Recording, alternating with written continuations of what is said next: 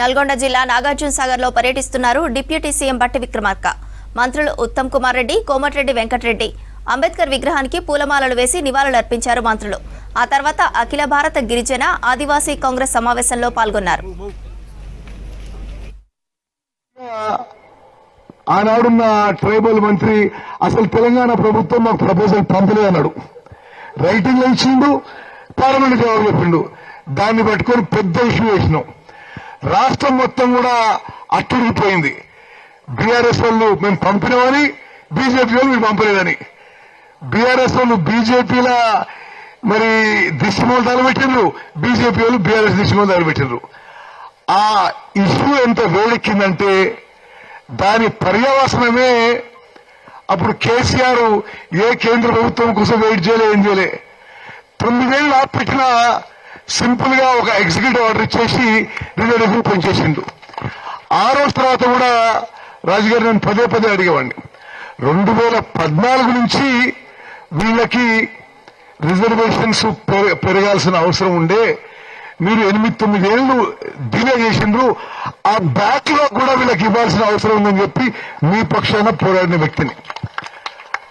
అదేవిధంగా గత కాంగ్రెస్ ప్రభుత్వంలో ఎస్సీ ఎస్టీ సబ్ ప్లాన్ చట్టబద్ధత క్రియేట్ చేసిన వాళ్ళలో ఆ కేబినెట్ లో కూడా నేను మంత్రిని. భారతదేశంలో మొట్టమొదటిసారిగా ఆనాడు ఉమ్మడి ఆంధ్రప్రదేశ్ లో ఎస్సీ ఎస్టీ సబ్ ప్లాన్ కి చట్టబద్ధత మేము సృష్టించడము.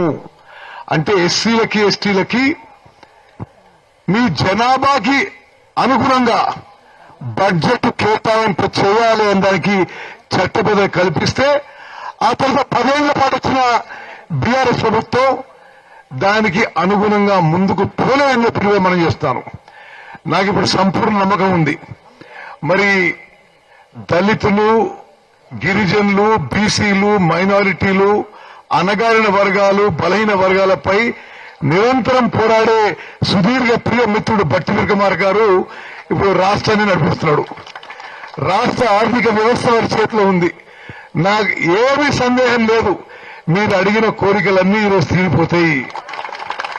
మరి తప్పనిసరిగా ఎస్టీలకి బడ్జెట్ లో మీ జనాభాకి అనుగుణంగా 10% ఉంటుందని చెప్పి బట్టి గారి పక్షాన నేను హామీ ఇస్తున్నాను. చేతబట్టి బట్టి గారు, వెంకటరెడ్డి గారి తరఫున 10% కంటే తక్కువ కాకుండా మీ బడ్జెట్ ఉంటుందని చెప్పి నేను ఈరోజు ఈ రాష్ట్ర కేబినెట్ సభ్యునిగా, మరి బట్టి గారి మిత్రులుగా నేను ప్రకటిస్తున్నా. అదేవిధంగా గతంలో ఉన్న బీఆర్ఎస్ ప్రభుత్వం రాజుగారు గ్రామ పంచాయతీలు ఇప్పుడు 8,000 ఉంటే 12,500 పంచినాయి. అన్ని తండాలను గ్రామ పంచాయతీ చేసిండు. కానీ గ్రామ పంచాయతీలు చేసిరు, కానీ గ్రామ పంచాయతీలకి మౌలిక సదుపాయాలు కల్పించలేదు. నేను ఎమ్మెల్యేగా, ఎంపీగా చాలా ఈ తండలో తిరుగుతూ సర్పంచులు చెట్ల కింద వాళ్ళ ఇళ్లలో కూర్చొని పనులు చేసుకునేది. అంగన్వాడీ బిల్డింగ్స్ లేవు, స్కూల్ బిల్డింగ్స్ లేవు, ప్రైమరీ హెల్త్ సెంటర్స్ లేవు.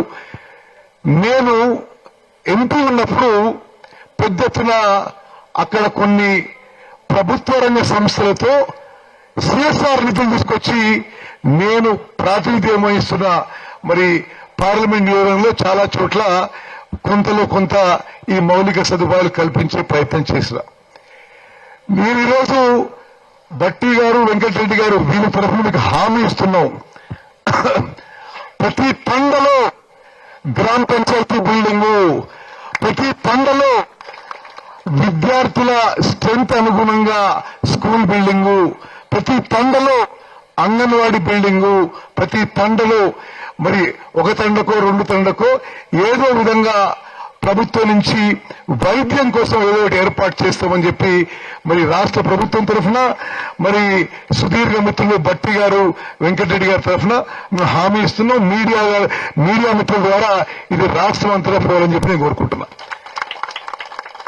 ఇంకోటి చెప్పాలి మీకు, నా సుదీర్ఘ రాజకీయ అనుభవంలో ఇప్పుడు తెలంగాణలో సీనియర్ మోస్ట్ మెంబర్ నేనే.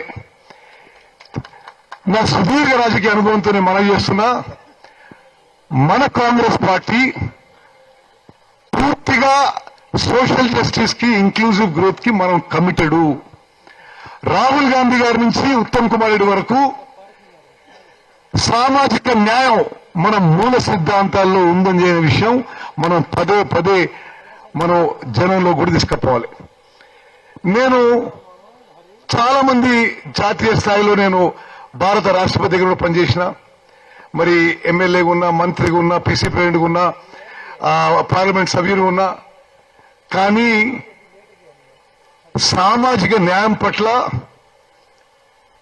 దళితులు, గిరిజనులు, బీసీలు, మైనారిటీలు, అణగారిన వర్గాలు, బలహీన వర్గాల పట్ల నిజమైన మరి వాళ్ళని అభివృద్ధి చేయాలి, వారి అభివృద్ధికి పాటుపడాలని నిరంతరం కోరుకునే వ్యక్తి మన ప్రియతమ నాయకుడు, కాబోయే ప్రధానమంత్రి రాహుల్ గాంధీ గారు.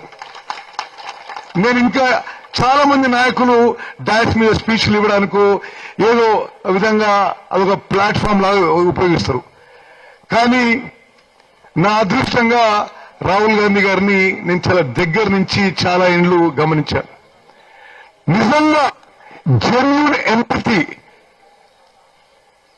సీరియస్ గా ఎస్సీలకి, ఎస్టీలకి, బీసీలకి, మైనారిటీలకి, వీకర్ సెక్షన్స్ కి మరి మంచి చేయాలి, కాంగ్రెస్ పార్టీ ద్వారా సామాజిక న్యాయం చేయాలి,